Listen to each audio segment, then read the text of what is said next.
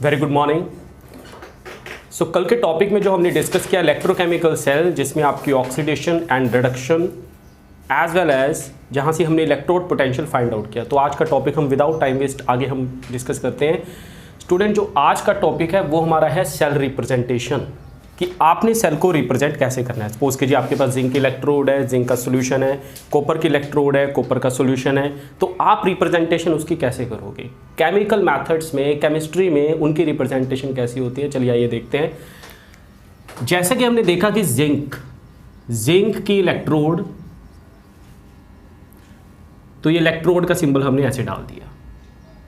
अंदर सॉल्यूशन था आपका Zn2 पॉजिटिव, उसकी कंसेंट्रेशन भी आप रख सकते हो। डिपेंड करेगा स्टूडेंट न्यूमेरिकल में आपको कितनी कंसेंट्रेशन दी गई है। सपोज कीजिए आपको 2 मोलर की कंसेंट्रेशन दे दी, आपको 3 मोलर की कंसेंट्रेशन दे दी, आपको 1.5 मोल की कंसेंट्रेशन दी। डिपेंड करेगा आपकी कंसेंट्रेशन पे, जो CBSE आपको न्यूमेरिकल देगा। बीच में हमने डबल लाइन डालनी है, ये रिप्रेजेंट करेगा सॉल्ट ब्रिज को, ये इलेक्ट्रोड को, ये सॉल्ट ब्रिज को। उसके बाद हमारा कॉपर था, कॉपर 2 पॉजिटिव, उसकी concentration C2 and after that copper की इलेक्ट्रोड। जैसा कि स्टूडेंट मैंने आपको ये भी बताया था कि हम सिंगल सेल का इलेक्ट्रोड पोटेंशियल मेजरमेंट नहीं कर सकते। आप प्रीवियस वीडियो लेक्चर में देखना कि सिंगल सेल का इलेक्ट्रोड पोटेंशियल मेजरमेंट करने के लिए हम एक स्पेशल रेफरेंस इलेक्ट्रोड लेके चलते हैं, जिसको हम बोलते हैं स्टैंडर्ड हाइड्रोजन इलेक्ट्रोड। तो हमने पिछले टॉपिक में भी डिस्कस किया है, स्टैंडर्ड हाइड्रोजन इलेक्ट्रोड हम यहाँ पे लेके चलते हैं। इसमें आपको पता है कि हाइड्रोजन गैस यहाँ पे एटमॉस्फेयर 1 एटमॉस्फेयर के थ्रू पास होती है, इन्वर्टेड यू ट्यूब रखी होती है, नीचे 1 मोलैरिटी का कंसनट्रेटेड HCl सोल्यूशन होता है, और प्लैटिनम की इलेक्ट्रोड होती है कोटेड विद प्लैटिनम ब्लैक, ताकि सरफेस एरिया आपका बढ़ जाए। तो अगर स्टूडेंट यहाँ पे सपोज कीजिए एक तरफ हमारा जिंक वाला सेल है, मतलब जिंक का ऑपरेट ऐसा है, zinc dipped at zinc sulphate solution, और एक तरफ आपके पास स्टैंडर्ड हाइड्रोजन इलेक्ट्रोड है, तो इनकी रिप्रेजेंटेशन आप कैसे करोगे। क्योंकि ऊपर वाले सेल में क्या था, ऊपर वाले सेल में एक तरफ आपके पास जिंक है, जिंक सल्फेट का सॉल्यूशन है, सॉल्ट ब्रिज, कॉपर सल्फेट का सॉल्यूशन एंड कॉपर की रोड है। लेकिन यहाँ पे आपके पास जिंक वाला सेल है और साथ में आपके यहाँ पे स्टैंडर्ड हाइड्रोजन इलेक्ट्रोड है। तो उनकी रिप्रेजेंटेशन आप यहाँ पे कैसे करोगे, बहुत ध्यान से देखना। First of all zinc electrode, zinc 2 positive, जो भी कंसेंट्रेशन है उसकी, एग्जाम्पल के लिए सपोज कीजिए एक्वेस हम 1 मोलर कंसेंट्रेशन लेके चलते हैं। ये स्टूडेंट क्या रिप्रेजेंट करेगा, yes salt bridge. After that यहाँ पे जो कंसेंट्रेशन आप लोगे H पॉजिटिव, क्योंकि HCl होगा, HCl में तो आपको पता है H पॉजिटिव आएगा ही आएगा। यहाँ पे 1 मोलर कंसेंट्रेशन, और अगेन यहाँ पे हम अब कह सकते हैं कि जो इलेक्ट्रोड हमें लेके चलनी है बेसिकली प्लैटिनम, ठीक है, ये प्लैटिनम सॉलिड, और साथ में हम ये भी कह सकते हैं कि हाइड्रोजन गैस 1 एटमॉस्फेयर पे आप ऐड कर रहे हो। जो बुक में रिप्रेजेंटेशन है आपकी वो इसी वे से है, ठीक है। हाइड्रोजन गैस यहाँ पे उसने इकट्ठे डाल दिया, चाहे आप इकट्ठे डालो, यहाँ पे एक आप इस वे से लिख सकते हो, हाइड्रोजन गैस 1 एटमॉस्फेयर पे, बाद में उसने प्लैटिनम सॉलिड इलेक्ट्रोड डाल दी। लेकिन अगर इसी को हम रिप्रेजेंट करें, अब सपोज कीजिए स्टूडेंट इधर आपका कॉपर वाला ऑपरेटस है, जिसमें कॉपर की रोड है, कॉपर का सॉल्यूशन है, और इस तरफ आपके पास स्टैंडर्ड हाइड्रोजन इलेक्ट्रोड है। यहाँ पे स्टैंडर्ड हाइड्रोजन इलेक्ट्रोड है। तो मैंने आपको बताया था कि लेफ्ट ये जो साइड होगी यहाँ पे कह सकते हो एनोड, और वो जो साइड होगी वहाँ पे आप इसको मान के चल सकते हो कैथोड। एनोड पे हमेशा क्या होगी, ऑक्सीडेशन, और कैथोड पे हमेशा क्या होगी, रिडक्शन। तो यहाँ पे सेल कैसे लिखेंगे, प्लैटिनम सॉलिड की इलेक्ट्रोड है, हाइड्रोजन गैस हमने रख दी 1 एटमॉस्फेयर प्रेशर पे, सॉल्यूशन है आपका H पॉजिटिव का 1 मोलैरिटी का, बीच में salt bridge, again copper 2 positive, इसकी कोई ना कोई कंसेंट्रेशन मान लो 1 मोलर, राइट, एक्वस 1 मोलर की कंसेंट्रेशन, एंड यहाँ पे जो रोड है आपकी दैट इज कॉपर की रोड है। तो स्टूडेंट इस तरह से आप सेल रिप्रेजेंटेशन कर सकते हो अगर आपको एग्जामिनेशन में आती है। कई बार ऐसा होता है कि स्टूडेंट बहुत सारे बड़े क्वेश्चन करके चले जाता है, स्मॉल क्वेश्चन वो करता नहीं है, एंड सम टाइम आपको एग्जामिनेशन में क्वेश्चन आ जाता है सेल रिप्रेजेंटेशन करो इसकी, तो वहाँ पे आपका दिमाग चलता नहीं है, फिर वहाँ पे आप सोचते हो कि किस तरह से होगी सेल रिप्रेजेंटेशन, कहाँ पे सॉल्ट ब्रिज का ऐड करें। तो सिंपल सी बात है, बाहर इलेक्ट्रोड है, अंदर सॉल्यूशन है, सॉल्ट ब्रिज है, फिर सॉल्यूशन है, फिर इलेक्ट्रोड है, आपका सिंपल यही मेथड है। तो इस मेथड से आप इसको कर सकते हो। नहीं ठीक है। Moving towards our next topic, Nernst equation. तो चलिए सपोज करते हैं स्टूडेंट कोई भी मेटल है, एन पॉजिटिव चार्ज है इसके ऊपर, अभी एक्वस है, ठीक है। अगर ये एन इलेक्ट्रॉन गेन करती है तो ये बन जाएगी मेटल, क्योंकि एन पॉजिटिव से एन इलेक्ट्रॉन कैंसिल, ये बन जाएगा सॉलिड। तो अगर हम यहाँ पे इसका Mn पॉजिटिव मेटल, हम इसका इलेक्ट्रोड पोटेंशियल लिखना चाहते हैं, तो वो हो जाएगा स्टैंडर्ड इलेक्ट्रोड पोटेंशियल इसी मेटल का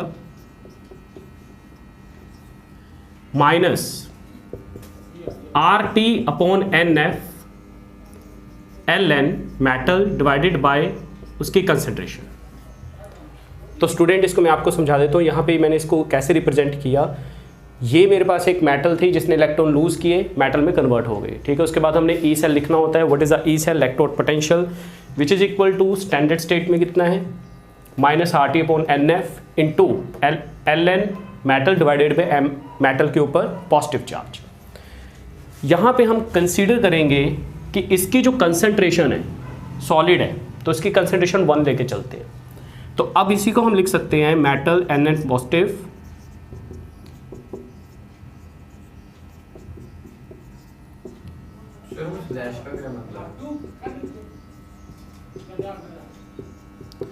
वो ये रिप्रेजेंट करता है कि ये आपका एक्वस है, ये आपकी इलेक्ट्रोड है, मतलब एक तरह से। तो चलिए अब यहाँ पे मैंने इसको 1 लिख लिया। Student what is R, what is T, what is N and what is F? R gas constant, very good. Temperature, number of electron gain और लूज, फैराडे कांस्टेंट, नहीं, नंबर ऑफ इलेक्ट्रॉन कितने लूज और gain हुए, F is Faraday constant, ये हम आगे जाके पढ़ेंगे। तो चलिए इसी के बेस पे हम नर्नेस गैस इक्वेशन को यूज करते हैं जिंक और कॉपर सेल के लिए।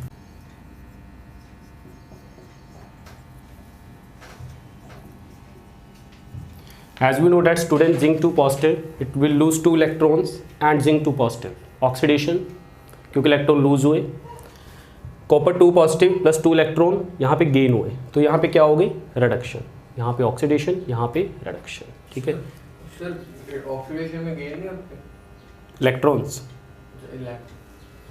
तो यहाँ पे क्या हो गई ऑक्सीडेशन और यहाँ पे क्या होगी रिडक्शन। अब इसी इक्वेशन को हमने नर्नेस गैस इक्वेशन में कन्वर्ट करना है। चलिए आइए देखते हैं कैसे होगा। तो अगर यहाँ पे हम इसको लिखें 2 से 2 electron cancel, zinc plus copper 2 positive, it form zinc 2 positive plus copper. तो यहाँ पे लिखेंगे ई, जिंक 2 पॉजिटिव, जिंक जैसे हमने नर्नेस गैस इक्वेशन में लिखा, E degree zinc 2 positive, zinc minus RT upon कितने इलेक्ट्रॉन यूज हो रहे हैं 2, तो यहाँ पे लिखेंगे 2F। जितने इलेक्ट्रॉन लूज या गेन होंगे वही लिखने होते हैं। तो Ln 1 divided by zinc 2 positive. Sir वो ई नोट क्या रिप्रेजेंट करता है? वो ई डिग्री सेल, वो जो मैंने वीडियो लेक्चर दिया उसमें सब मेंशन है। सेम वे हम लिख सकते हैं यहाँ पे copper 2 positive, copper it form E degree, copper 2 positive, copper minus के RT अपॉन 2F, यहाँ पे भी 2 इलेक्ट्रॉन ही आपके यूटिलाइज हुए हैं, और Ln 1 अपॉन यहाँ पे आ जाएगा copper 2 positive. Equation number 1, equation number 2, बहुत इंपॉर्टेंट है ये टॉपिक। तो अब आगे कंटिन्यू करते हैं। तो हमने इसको इस तरह से रिप्रेजेंट कर दिया। चलिए नेक्स्ट टॉपिक की तरफ मूव। यहाँ पे जो इसका नेक्स्ट स्टेप है, सो हमारे पास दो इक्वेशंस आगे हैं, इक्वेशन 1 एंड इक्वेशन 2। तो सब्ट्रैक्ट करते हैं इक्वेशन 1 फ्रॉम 2। तो 2 को आगे रखना है, 1 को पीछे रखना है आपने। तो यहाँ पे लिखेंगे हम सब्ट्रैक्ट इक्वेशन 1 फ्रॉम 2। तो 2 वाले को हमने आगे रखा है, यानी कि copper 2 positive copper minus zinc 2 positive zinc equal to, अब देखिए E degree copper 2 positive copper minus E degree zinc 2 positive zinc minus R T upon 2f ln 1 upon copper 2 positive.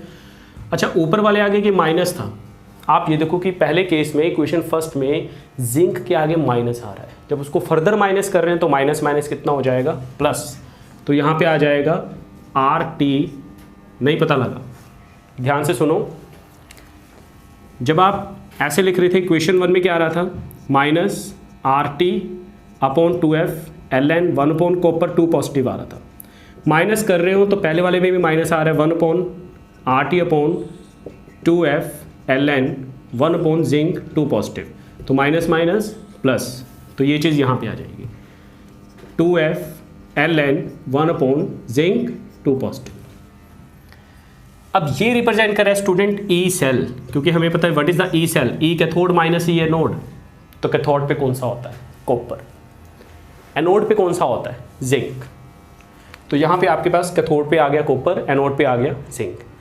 अब इसी तरह से ई डिग्री, यहाँ पे कैथोड पे आ गया कॉपर, एनोड पे आ गया जिंक। तो आप इसको क्या लिख सकते हो, that is E degree cell. यहाँ तक क्लियर हुआ, E cell E degree cell minus.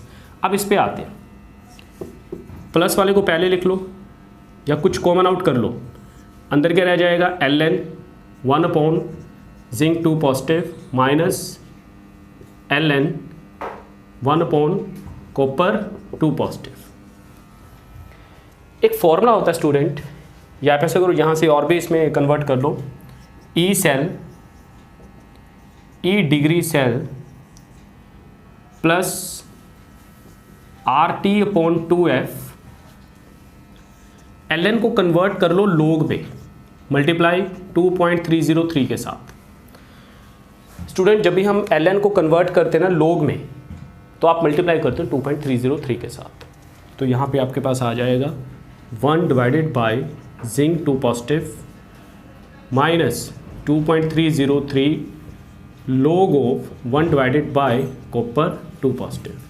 यहाँ तक हमने इसको सॉल्व किया। आगे देखते हैं, इसको कंटिन्यू करते हैं।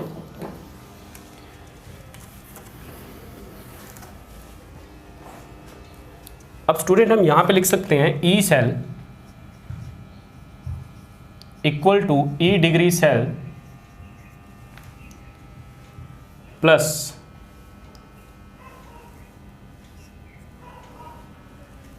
Are T upon 2f multiply 2.303 log of 1 अपॉन Zn2 पॉजिटिव माइनस के 1 अपॉन कॉपर ऑफ 2 पॉजिटिव। हमने इस चीज़ को ऐसे लिख लिया, ठीक है। अब यहाँ पे थोड़ा सा आपको याद रखना है, जो मैं स्टेप यहाँ पे बताने जा रहा हूँ, E cell E degree cell plus R T upon 2f multiply 2.303, यहाँ पे ln आएगा, सॉरी यहाँ पे भी लोग आ जाएगा, लोग राइट, यहाँ पे भी लोग आ जाएगा। एक स्टूडेंट फॉर्मूला होता है log m minus log n का, log m by n, log m minus log n का जो फॉर्मूला होता है log m बाय n। तो यहाँ पे आप फॉर्मूला लगा लो, log what is the value of m 1 upon Zn 2 positive, इसकी की वैल्यू क्या होगी 1 अपॉन कॉपर 2 पॉजिटिव। तो इसको आगे सॉल्व करते हैं। ये फॉर्मूला यहाँ पे लग गया, E cell E degree cell plus RT/2F into 2.303। तो यहाँ से अब आप देखो क्या हो सकता है, कॉपर ऊपर चला जाएगा, log ऑफ कॉपर 2 पॉजिटिव, और नीचे आ जाएगा जिंक 2 पॉजिटिव। लेकिन स्टूडेंट एक बात आप याद रखिए, जो मेरा आपको एक पर्सनल ओपिनियन, पर्सनल एडवाइस है आपको, जब भी ऑक्सीडेशन होती है, तो मैंने आपको पहले ही बताया था ऑक्सीडेशन में क्या होता है, लूजिंग ऑफ इलेक्ट्रॉन्स, और रिडक्शन में क्या होता है, गेनिंग ऑफ इलेक्ट्रॉन्स। तो आपने एग्जामिनेशन के लिए, आपके फाइनल एग्जाम के लिए जो ट्रिक मैं आपको बताने जा रहा हूँ वो आपने माइंड में रख के चलनी है और बहुत ही ध्यान से सुननी है। मैंने आपको पहले ही बताया था, जब आपका नेगेटिव इलेक्ट्रोड पोटेंशियल होता है तो ऑक्सीडेशन होगी, ये बात आप सबको माइंड में आ गई है। अगर आपका इलेक्ट्रोड पोटेंशियल पॉजिटिव है तो रिडक्शन है। दोबारा सुन लीजिए, जिन बच्चों ने आज ज्वाइनिंग किया या बैच में फर्दर ज्वाइनिंग करेंगे, जिस एलिमेंट का या आप कह सकते हो जिस एटम का इलेक्ट्रोड पोटेंशियल नेगेटिव होता है उसकी हमेशा ऑक्सीडेशन होगी, जिसका पॉजिटिव होता है उसकी हमेशा रिडक्शन होगी। तो इसके बेस पे हम यहाँ पे बहुत बड़ी एक यहाँ पे टेक्निक लगाने जा रहे हैं, वो ये है स्टूडेंट कि आपने क्या करना है, नर्नस इक्वेशन में जिसकी ऑक्सीडेशन होती है उसको ऊपर रखना है। दोबारा सुन लीजिए, इस नर्नस इक्वेशन में जिसकी ऑक्सीडेशन होती है आपने उसको ऊपर, क्वांटिटी को ऊपर रखना है, रिडक्शन वाली को नीचे रखना है। तो बताइए प्रीति, यहाँ पे ऑक्सीडेशन किसकी हुई, रिडक्शन किसकी हुई, कॉपर और जिंक में किसकी हुई है, जिंक की। वेरी गुड, जिंक की क्या हुई है, ऑक्सीडेशन। लेकिन हमारी इस इक्वेशन में जिंक कहाँ पे है, नीचे, हमें क्या चाहिए, ऊपर। तो जिंक तो आपका नीचे, आपको क्वांटिटी ऊपर लेके आनी है। अब ध्यान से सुनिए, अगर आप इसको जिंक को ऊपर लेके आना चाहते हो तो यहाँ पे माइनस आ जाना है। दोबारा सुन लीजिए, जिसकी ऑक्सीडेशन होती है स्टूडेंट उसको ऊपर रखना होता है। तो यहाँ पे होता है स्टूडेंट, यहाँ पे ई सेल, ई डिग्री सेल, जिसकी ऑक्सीडेशन हुई उसको ऊपर रखो। तो यहाँ पे आ गया जिंक 2 पॉजिटिव, यहाँ पे आ गया लोग, नीचे आ गया कॉपर 2 पॉजिटिव। मैंने आपको बताया था पॉजिटिव का क्या हो जाना है, माइनस RT/2F मल्टीप्लाई 2.303 मल्टीप्लाई। तो जिसकी ऑक्सीडेशन हुआ उसको हमने ऊपर रखा, that is the zinc 2 positive को हमने ऊपर रख के चले, और जिसकी रिडक्शन हुई उसको हमने नीचे रखा। जब आप इसको ऊपर लेके जाते हो तो अकॉर्डिंग टू लोग इनका साइन होता है वो चेंज हो जाता है, वो आगे क्या आ जाएगा, माइनस। चलिए वैल्यू पुट करते हैं, कैपिटल R की, कैपिटल T की, कैपिटल F की। इसकी वैल्यू होती है फैराडे की 96500 कूलम, याद रखना है। कितनी होती है, 96500 कूलम। R की वैल्यू 8.314, टेम्परेचर की वैल्यू पुट करके आपके पास जो आंसर आएगा, E degree cell minus 0.0591/2, 0.0591/2 log of Zn2 positive, copper 2 positive, that is E cell. तो स्टूडेंट हमने मोल्स को जो n है उसको 2 को लिया था, हमने मोल्स नहीं लिए, हमने नंबर ऑफ इलेक्ट्रॉन्स लिए, कितने इलेक्ट्रॉन गेन होंगे, कितने इलेक्ट्रॉन लूज होंगे, हमने वो चीज़ ली थी। तो स्टूडेंट अब याद रखिए, आपके फाइनल एग्जामिनेशन के लिए, और फाइनल एग्जामिनेशन में आपको इससे रिलेटेड न्यूमेरिकल डेफिनेटली आता है, नर्नस इक्वेशन से रिलेटेड न्यूमेरिकल आपको डेफिनेटली आएगा।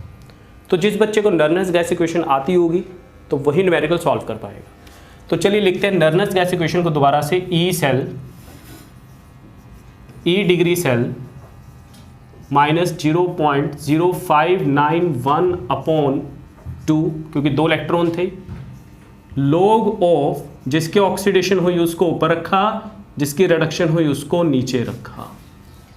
या मेरे एक और टेक्निक होती है, वो ये है कि जिंक कॉपर 2 पॉजिटिव था, यहाँ पे आ गया जिंक 2 पॉजिटिव, यहाँ पे आ गया कॉपर। देखिए यहाँ पे इलेक्ट्रॉन लूज हो रहे हैं, तो बताइए प्रीति ऑक्सीडेशन हो रही है कि रिडक्शन हो रही है, यहाँ पे इलेक्ट्रॉन गेन हो रहे हैं, जिंक से इलेक्ट्रॉन लूज हुए, ऑक्सीडेशन और रिडक्शन, और कॉपर से क्या हो गए, रिडक्शन। तो यहाँ पे ऑक्सीडेशन हो रही है, यहाँ पे रिडक्शन हो रही है। या आप सिंपल ये भी तो याद रख सकते हो कि जिसकी ऑक्सीडेशन हुई है उसको आपने ऊपर रखा। या एक और टेक्निक आपको बता देता हूँ जो कि बुक में नहीं है, ना ही आपको इंटरनेट पे है। जिसके ऊपर पॉजिटिव चार्ज है ना बेटा, उसको देखो, प्रोडक्ट वाले का पॉजिटिव चार्ज, जैसे यहाँ पे प्रोडक्ट है, चार्ज किसके ऊपर है, कॉपर के ऊपर नहीं है, जिंक के ऊपर है ना। तो यहाँ पे प्रोडक्ट पहले आएगा, रिएक्टेंट नीचे आएगा।